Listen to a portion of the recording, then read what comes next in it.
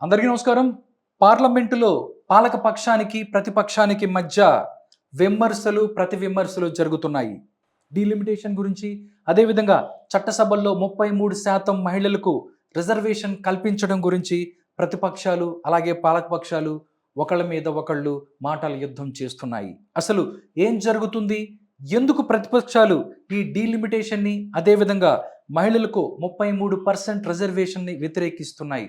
విషయాలు మనతో మాట్లాడటానికి సీనియర్ జర్నలిస్ట్ డానీ గారు మనతో ఉన్నారు. సార్తో మాట్లాడదాం, మరిన్ని విషయాలు తెలుసుకుందాం. నమస్కారం డానీ గారు. నమస్తే గురుగారు, చాలా రోజులైంది మీతో మాట్లాడి. మళ్ళీ అంటే మీతో మాట్లాడినప్పుడల్లా ఒక ఎనర్జీ వస్తుంది, కొత్త విషయం తెలుస్తుంది. అంటే ప్రపంచానికి కొంతమంది మేము చూడంగానే అంటే వాకింగ్ ఎన్సైక్లోపీడియా అంటారు కదా, అలాగే మీలాంటి వ్యక్తులు చాలా అరుదైన వ్యక్తులు. మీతో మాట్లాడుతున్నప్పుడు కొత్త జర్నలిస్టులు కానీ ఈ తరం కానీ చాలా నేర్చుకుంటూ ఉంటుంది. డీలిమిటేషన్ గురించి ఈరోజు చూసుకున్నట్టయితే అన్ని టీవీలు, సోషల్ మీడియా మొత్తం కూడా ఈ మానిటైజేషన్, అదేవిధంగా చట్టసభల్లో మహిళలకు 33% రిజర్వేషన్ మీదే మాట్లాడుతున్న పరిస్థితి. మీ ఒపీనియన్ ఏంటి వీటి మీద? డీలిమిటేషన్లో అమిత్ షా గారు కానీ మోడీ గారు కానీ ఒక విధంగా గేదెని చెరువులు పెట్టి భారం పెట్టే పనులు చేస్తున్నారు. చిన్నపిల్లలు ఎక్కాలు వచ్చినటువంటి వాళ్ళు, 5వ తరగతి వాళ్ళు కూడా తెలిసేటువంటి లెక్క ఏమిటంటే, నీ దగ్గర 400 రూపాయలు, నా దగ్గర 200 రూపాయలు ఉన్నాయనుకుందాం. ఇద్దరు అమౌంట్ కూడా డబుల్ చేద్దాం అనుకున్నాం అనుకోండి. నా 200 రూపాయలు 400 రూపాయలు అవుద్ది, మీ 400 రూపాయలు 800 రూపాయలు అవుద్ది. అప్పుడు మీకన్నా నేను చాలా బలహీనుడు అయిపోయి. Simple logic. అబ్బా, ఏం చెప్పారండి! సింగిల్ దెబ్బతో అంటే ఎంత సింపుల్గా ఒక చిన్న సమస్యని ప్రజలందరికీ అర్థమయ్యేటట్టు చెప్పారు. నిజంగా hats off sir. Simple logic. నేను మ్యాథమెటిక్స్ వచ్చిన వాడిని అంటే నా సబ్జెక్ట్ అది. ఏదైనా కొత్త విషయం చెబుతుంటే నాకు ఆ గణాంకాలు చూస్తా ఫస్ట్. నేను సెఫాలజిస్ట్ కూడా కదా. అవును సెఫాలజిస్ట్ కూడా. అది అలా చూస్తా ఫస్ట్. మనకి దీంట్లో గడబడి ఉన్నది. పైగా వాళ్ళు ఏం చెప్తున్నారంటే, ఎంత బూటకు వ్యవహారం చెప్తారంటే, ఒక్క సీటు కూడా తగ్గదు ఆంధ్ర వాళ్ళకి కానీ తమిళనాడు. సీట్ ఎలా తగ్గుతుంది? డబుల్ అవుద్ది. నాకు తెలుసు ఆ విషయం. సీట్ తగ్గదు. కానీ 129 వెళ్ళి 260 అవుతుంది. No doubt about that. 129 ఉన్నాయి మనకి.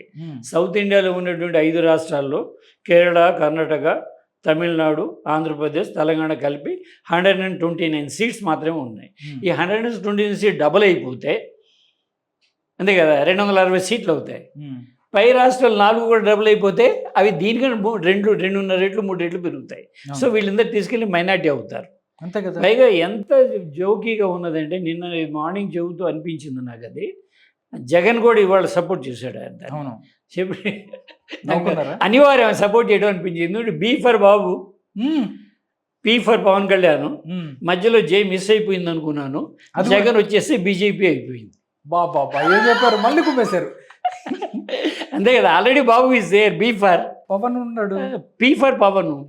మధ్యలో బీజేపీలో జే మిస్సింగ్ కదా. చాలా మంది బెంగపడిపోతున్నారు 4-5 రోజులుగా, ఏంటి జగన్ అని. ఆయన వచ్చేసి నీ జే ఫర్ జగన్ అని చేరిపోయాడు. బీజేపీ కంప్లీట్ చేశారు. ఆంధ్ర రాజకీయాలు బీజేపీ రాజకీయాలు అయిపోయింది. As simple as. అవును. అది రెండోది ఏమిటంటే, డబుల్ చేస్తానన్న మాటలు కూడా నేను చెప్పినంత ఈజీ లెక్క లేదు అక్కడ. ఇంకో కాంప్లికేషన్. మొదటిదేమన్నారు వాళ్ళు, మీది ఒక్క సీట్ కూడా తగ్గదు అన్నారు. ఎలా తగ్గుతుంది, ఎలా పెరుగుతుంది? ఎందుకంటే 2011 తీసుకుంటున్నారు వీళ్ళు. మనకి ఇంతకుముందు డీలిమిటేషన్ 2006లోనూ 8లోనూ జరిగింది. వైఎస్ రాజశేఖర్ గారు ఉండగా జరిగింది. ఆ తర్వాత ఇంతవరకు డీలిమిటేషన్ జరగల. సరే, జనాభా పెరిగినప్పుడు 7 లక్షల మందికి ఎంపీ స్థానము, 1,00,000 మందికో 1,50,000 మందికో ఒక ఎమ్మెల్యే స్థానము వగైరా పెట్టుకుంటూ పోతారు. That okay sir. అన్ని చోట్ల పెరిగి ఉంటుంది, ఇక్కడ కూడా పెరిగి ఉంటుంది. సో తగ్గడం అనే మాట రాదు. మీరు బెంగపడటానికి వీలు లేదు, మీకు ఒక్క సీటు కూడా తగ్గదనే మాట బూటకం మాట. ఎలాగో పెరుగుతాయి, అందరు కూడా పెరిగి తీరాలి. కానీ ఎంత పెరుగుతాయి అనేది పాయింట్ ఇక్కడ. ఇక్కడ ఉన్నటువంటి లెక్కలు చెప్పేవాళ్ళు, జనాభా లెక్కలు వగైరా చెప్తున్న మాట ఏమిటంటే, సౌత్ ఇండియాలో ఉన్నటువంటి 5 రాష్ట్రాల్లో కూడా ఎడ్యుకేషన్ పర్సంటేజ్ ఎక్కువ మంది ప్లానెడ్ లైఫ్లో ఉన్నారు. ప్లానెడ్ లైఫ్లో ఉన్నవారు ఒక కొడుకుతో సరిపెడతారు, మహా అయితే 2 సంతానంతో సరిపెడతారు, అంతకన్నా మించి వెళ్ళరు. అవును, సౌత్లో అది ఉన్నది. ప్లానింగ్లో ఉంటారు మనుషులందరూ. అంటే చదువు ఉన్నప్పుడు ప్లానింగ్ ఉంటుంది, చదువు లేనివాడికి ప్లానింగ్ ఉండదు. ఎంతమంది పిల్లలైనా కంటాడువాడు ఆ పిల్లలందరూ కూడా తనలాగా లేబర్ చేసి నా డబ్బులు తెస్తారని అనుకుంటాడు. వాడి మైండ్ అలా ఉంటుంది. కానీ ఎడ్యుకేటెడ్ అలా ఉండడు. బెటర్ ఎడ్యుకేషన్ పిల్లలకి ఇద్దాము, బెటర్ జాబులు వెళ్తారు వాళ్ళు, బెటర్ లైఫ్ డీల్ చేస్తారని. సౌత్లో 5 రాష్ట్రాల్లో కూడా ఎడ్యుకేషన్ శాతం ఎక్కువ మనకి. లెక్కలు కూడా సౌత్ వాళ్ళకి చాలా బాగా వచ్చు, అడ్వాంటేజ్. నార్త్ వాళ్ళతో, బీహార్ వాళ్ళతో, మా ఉత్తరప్రదేశ్ వాళ్ళతో పోలిస్తే లెక్కలు మనకు బాగా అర్థమవుతాయి. లెక్కలు అర్థం కావడం ఇంత ఈజీ విషయం కాదు. లెక్కలు మొత్తం మనం చదివే సబ్జెక్ట్ అన్నింటిలో కూడాను ఆబ్స్ట్రాక్ట్ సబ్జెక్ట్ లెక్కలు. దాన్ని నిర్దిష్టంగా అంకెలు ఉండవు ఏమి కూడా. A+B² ఏముంటుంది, ఎక్కడ లెక్కలు వేస్తాడు వాడు చాలా ఆబ్స్ట్రాక్ట్ సైన్స్. రెండోదేమో ఫిలాసఫీ. లెక్కలు, ఫిలాసఫీ అనేది ఒక రకమైన సబ్జెక్ట్ మన చదువుల్లో. అవి రెండు కూడా ఆబ్స్ట్రాక్ట్లు ఉంటాయి. సౌత్ ఇండియన్స్ ఆ ఏరియాలో బలమైన వాళ్ళు. అందుకే మనం ఇవాళ ఐటీ రంగంలో మన వాళ్ళు ఎక్కువ మంది రాణించడానికి కారణం లెక్కలు బాగా రావటం. సౌత్ ఇండియన్స్కి అడ్వాంటేజ్ ఒకటి ఉండదు. అది ఫ్యామిలీ ప్లానింగ్ మీద కూడా అది పడుతుంది. ఇక్కడ ఉన్నటువంటి వాళ్ళు మన జనాభా పెరగలేదు, నార్త్ ఇండియా జనాభా బాగా పెరిగిపోయింది. ఇప్పుడు ఆ లెక్క ప్రకారం నువ్వు డీలిమిటేషన్ని జనాభా లెక్క చేస్తావు అంటే ఇప్పుడున్న డబుల్ ఉంది కదా, ఆ డబుల్ మనకి డబుల్ రాకుండా మనకేమో 100కి 125 మాత్రమే అయ్యి వాడికి 200కి 400 కావాల్సింది 500 అవుతుంది. వాళ్ళ జనాభా ఎక్కువ కాబట్టి. అవును, మనవి పెరుగుతాయి, వాళ్ళవి పెరుగుతాయి, మన ఏం తగ్గవు. వాడు చెప్తున్నాను మీరు ఒక్క సీట్ కూడా తగ్గదని అమిత్ షా గట్టిగా మాట్లాడి చూసాం. తగ్గదు, పెరుగుతుంది. కానీ నాకు 4 సీట్లు పెరుగుతాయి, నీకు 10 సీట్లు పెరుగుతాయి. అప్పుడు తేడా వస్తుంది. అప్పుడు తేడా ఎక్కడ వస్తుంది అంటే పార్లమెంట్లో ఏదైనా సబ్జెక్ట్ మీద మాట్లాడాల్సి వస్తే వాయిస్ వాళ్ళది ఉంటుంది కదా, వాళ్ళదే కదా, ఓటింగ్ కదా వాళ్ళది కదండి ఇది. అయితే ఇది డెమోక్రసీకి వ్యతిరేకం. డెమోక్రసీ సంఖ్య మీద కాదు తేల్చేసింది. 100 సార్లు చెప్పాడు అంబేద్కర్ ఆ విషయం. సోషల్ డెమోక్రసీ ఉండాలి దాంట్లో అని చెప్పేసి.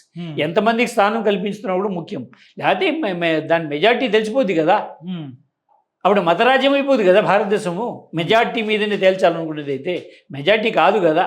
మిగతా సంఖ్య ఇప్పుడు కేంద్రపాలిత రాష్ట్రాలు ఉంటాయి, అక్కడ 6 లక్షల మంది 7 లక్షల మంది ఉండిపోవచ్చు. అక్కడ కూడా ఎంపీ ఉంటాడు కదా. అవును, 20 మంది ఉంటారు మన రాష్ట్రంలో. అలాగా మన దేశంలో 20 ఎంపీలు అలాగా కేంద్రపాలిత ప్రాంతాల నుండి వస్తారు. లక్షద్వీపుల నుండి వాటి దీపుల నుండి వస్తారు. అక్కడ అంతమంది ఉన్నారని చూడ్డు వాడు. రిప్రజెంటేషన్ ఇవ్వాలి కదా అని చూస్తాడు. Representation more important than figures. అలాగే మ్యాథమెటిక్లో పోయేదైతే ఎన్నికల ముందు ఎవరు గెలిచాడు ఎవరు పోయాడో సరిపోద్ది కదా. హిందువులందరూ కూడా ఎటు, ముస్లింలు కూడా ఏంటి ఓటు వేసారు అనుకోండి, ఎన్నిక జరపడం దేనికి, ఎవరు గెలుస్తారు ముందే తెలిసిపోద్దిగా. మెజారిటీ ఉంది కదా క్లియర్గా. అంటే బుల్డోజింగ్ చేస్తారా? ఇంకా డెమోక్రసీ అనే మాటకి అర్థమే ఉంది. సో డెమోక్రసీ అర్థం ఏంటంటే అందరి యొక్క భావాలకి, అందరి యొక్క హక్కులకి, అందరి యొక్క కోరికలకి అకామిడేట్ చేయడం ఉంది. ఇంక్లూజివ్నెస్ అనేది డెమోక్రసీలో పెద్ద మాట. 100 సార్లు చెప్పున్నాడు అంబేద్కర్ ఆ మాట. రాజ్యాంగ సభలో చెప్పున్నాడు, రాజ్యాంగ సభ బయట చెప్పున్నాడు. అది వదిలేసి రిప్రజెంటేషన్ అంటే సంఖ్యకి మాత్రమే డెమోక్రసీ కాదు. It's not like that. అందుకే ప్రతిపక్షాన్ని అభిప్రాయం కూడా తీసుకుంటూ అంటారు. ప్రతిపక్షం లేకపోతే డెమోక్రసీ ఫంక్షన్ ఎలా చేస్తుంది?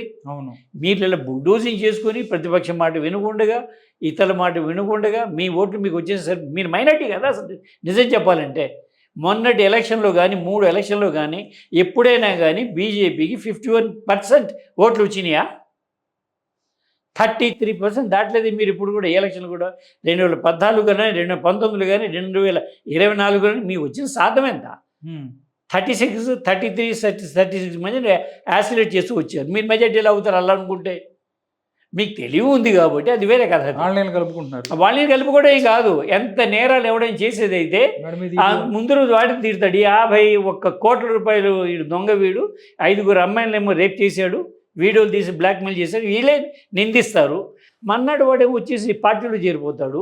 వాడు ఒక వాషింగ్ మెషిన్ ఏదో ఉంటుంది, వాషింగ్ పౌడర్ నిర్మాణగా దాంట్లో ఉతికేసి చీఫ్ మినిస్టర్ చేస్తారు. ఇది హిస్టరీ. వీళ్ళు మిగతా వాళ్ళకి నీతులు న్యాయాలు చెప్తే ఎట్లాగే అన్యాయం కదా. అది పద్ధతిగా కరెక్ట్ కాదు. అది